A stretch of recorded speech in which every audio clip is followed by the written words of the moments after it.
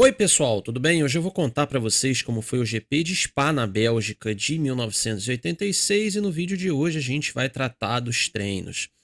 A primeira notícia que eu queria trazer para vocês é que, obviamente, a morte de Hélio De Angelis continua repercutindo no paddock da Fórmula 1. Mecânicos da Benetton dizem que estavam inspecionando a pista no momento do acidente e que se voltaram para o lado quando ouviram o barulho forte e viram o Brabham no ar. É exatamente isso que eles dizem. Mesma coisa é dita por um jornalista canadense que também estava no local e disse que viu todo o acidente. Bom, segundo esses mecânicos, o acidente só pode ter sido causado pela falha do aerofólio traseiro. Eles não veem outra forma desse acidente ter acontecido. Na revista Corsa Argentina, eles chegam a listar possibilidades, né? Quebra da suspensão, quebra da direção e quebra do aerofólio traseiro. Eram as três possibilidades e eles acertaram uma delas. Bom, eles não sabiam ainda, né? Nós já estamos em Spa e eles não sabiam o que aconteceu com esse carro do Hélio De Angelis. Um dos pilotos que liderou essa coisa toda de GPDA e boicote e tudo mais foi o Tambay.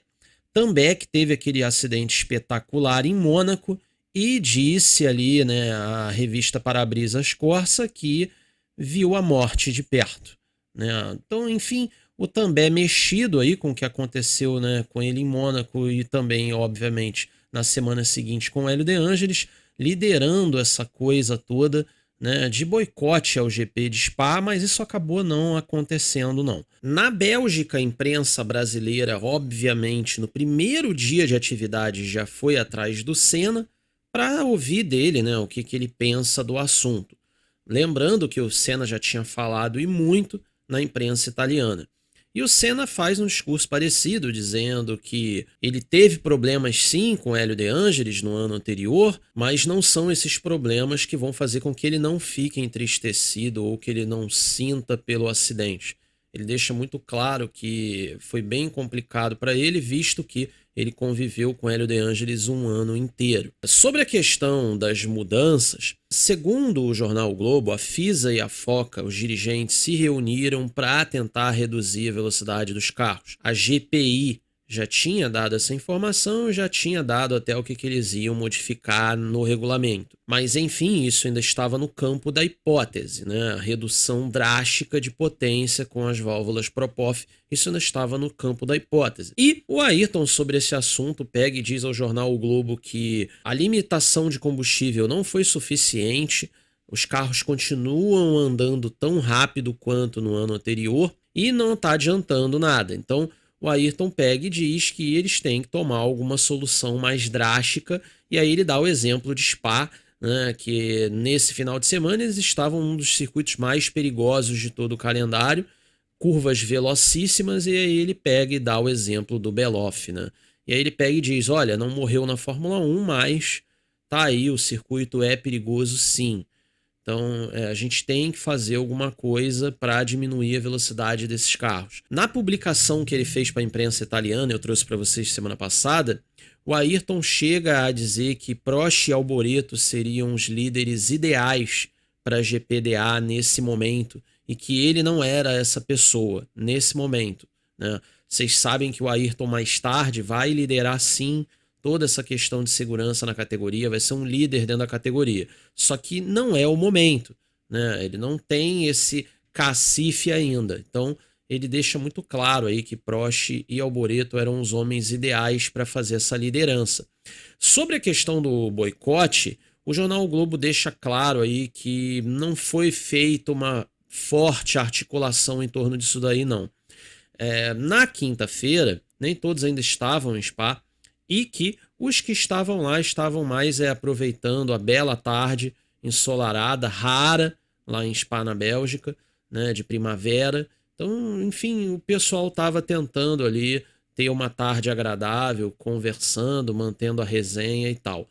E foi basicamente isso, né? Não teve muita articulação em torno da greve aí dos pilotos, não. Outra notícia que o Janus Languiel, do jornal o Globo, cravou e cravou certinho, enquanto outros jornais brasileiros erraram feio, eu já mostrei isso para vocês semana passada, o Janus já crava o Derek Warwick na Brabham, né? Ele diz, inclusive, que já tinha acontecido um contato entre o Brerne e o Warwick e que tinha sido marcado um teste do Warwick para o circuito de Nogaro e esse teste acabou não acontecendo.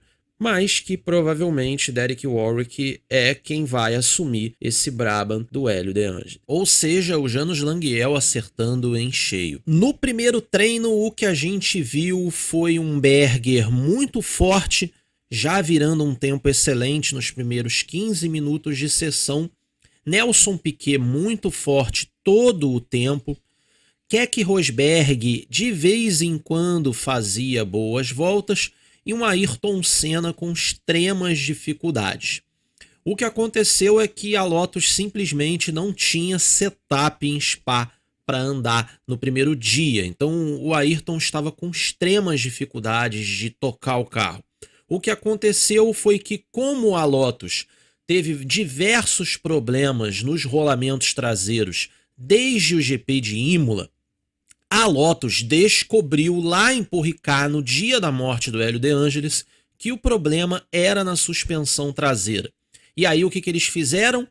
Lasanharam o carro, ou seja, o Ayrton em Spa está guiando um Lotus 98T com suspensões traseiras de Lotus 97T.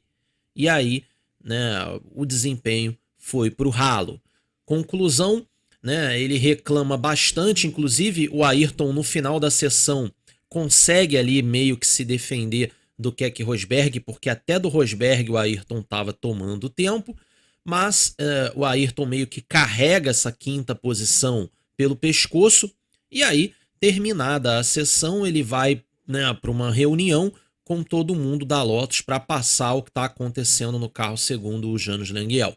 E aí o Ayrton diz, né, que o carro não tem gripe nenhum e o motor é inconstante. Ora tem potência demais de maneira exagerada, abrupta e vem tudo de uma vez, e ora não tem potência nenhuma, enfim.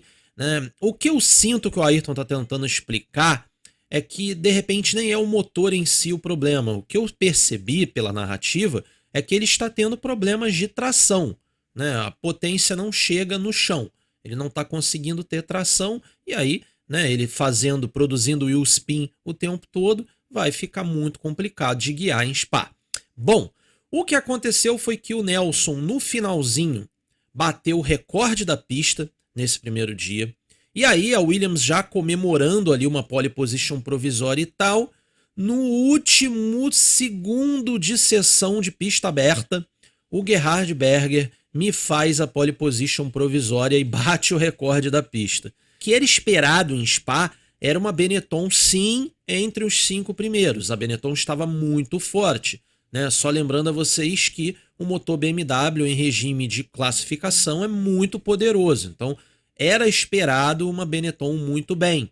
Só que não na pole position. Ninguém estava esperando isso aí, não. Enfim, deixou o Berger muito feliz. O Berger dá entrevistas ao jornal o Globo, segundo Janus Languiel, radiante de felicidade, porém, pé no chão, dizendo que não era ainda o momento dele fazer pole positions, ou seja, ele acreditava que perderia essa melhor volta na classificação de sábado.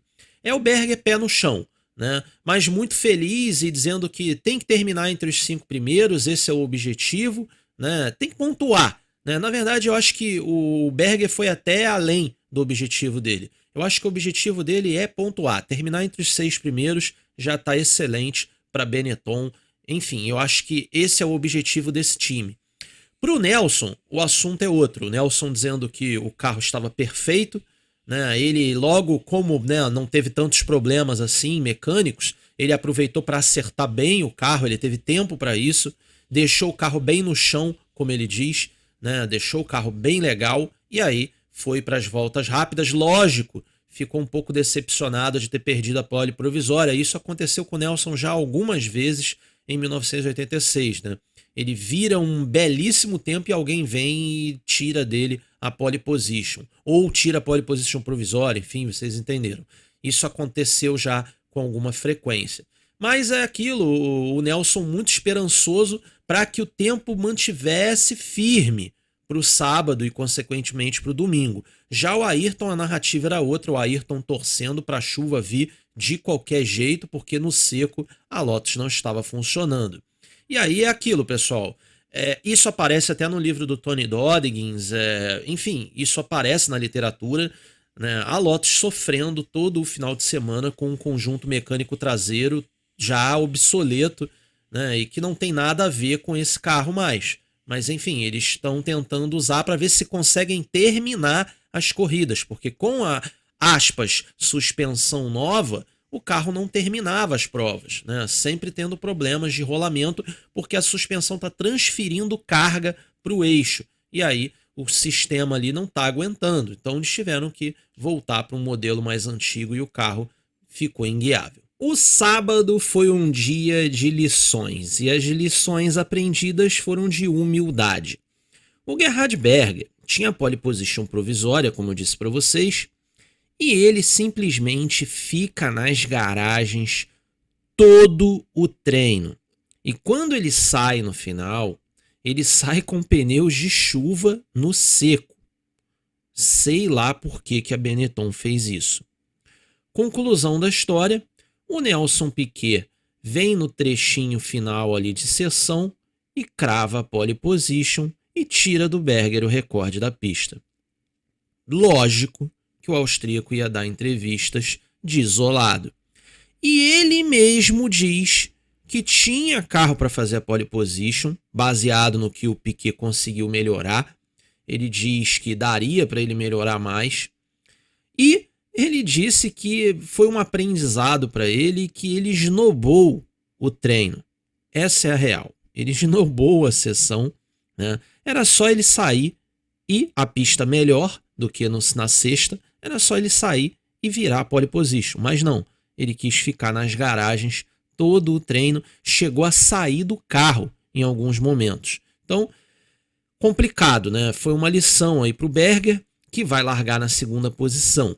O Piquet, lógico, feliz da vida, né? Se foi tomado dele o primeiro tempo na sexta no final do treino, agora no sábado, né, ele consegue se recuperar e toma para si de volta a pole position. Não tem nem o que falar do Nelson Piquet, ele está fazendo o dele. O Senna, bem preocupado para o domingo, né?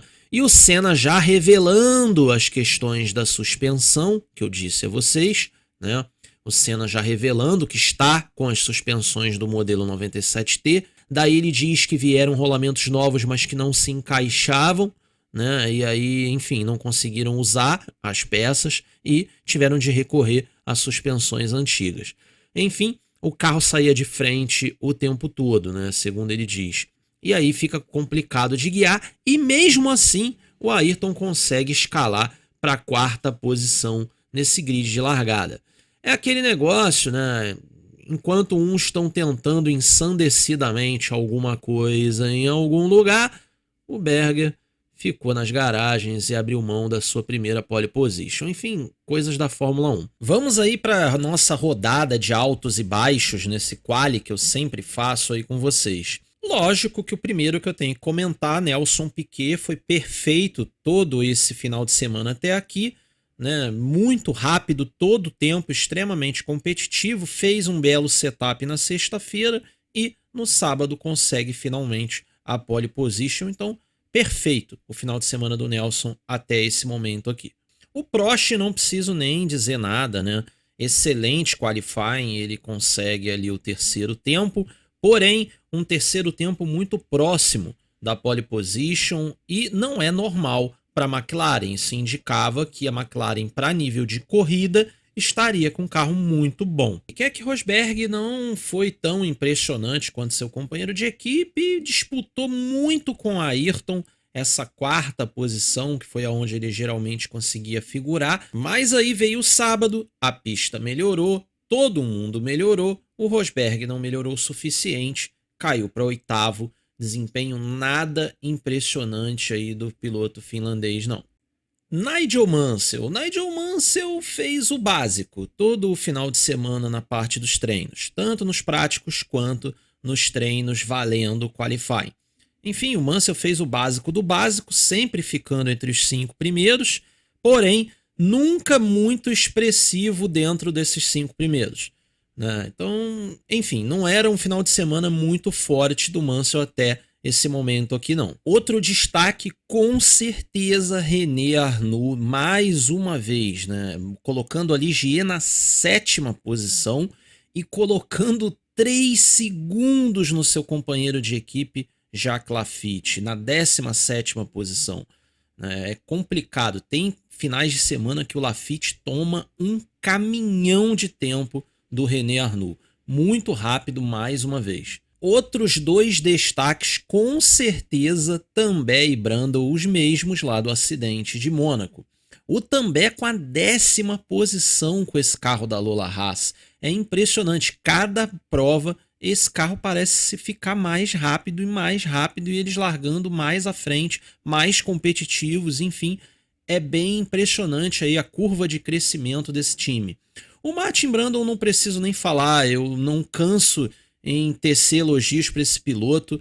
É complicado até de entender como que o Martin Brundle não conseguiu um carro melhor ainda na década de 80, um carro de ponta, porque ele fez muito mais do que outros pilotos e não conseguiu essa oportunidade. Mais uma vez, o Brundle se qualificando super bem aí com seu fraco tiro. Outro destaque com certeza foi o De Cesaris, 19ª posição com a Minardi, 1 segundo mais rápido do que o Alessandro Nannini, seu companheiro de equipe.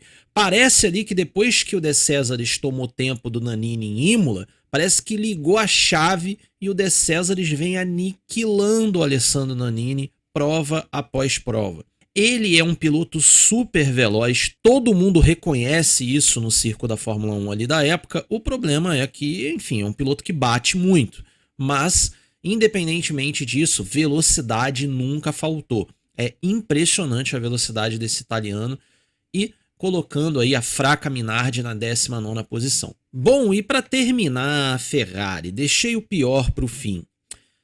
A Ferrari bem complicada em Spa, ok, pessoal?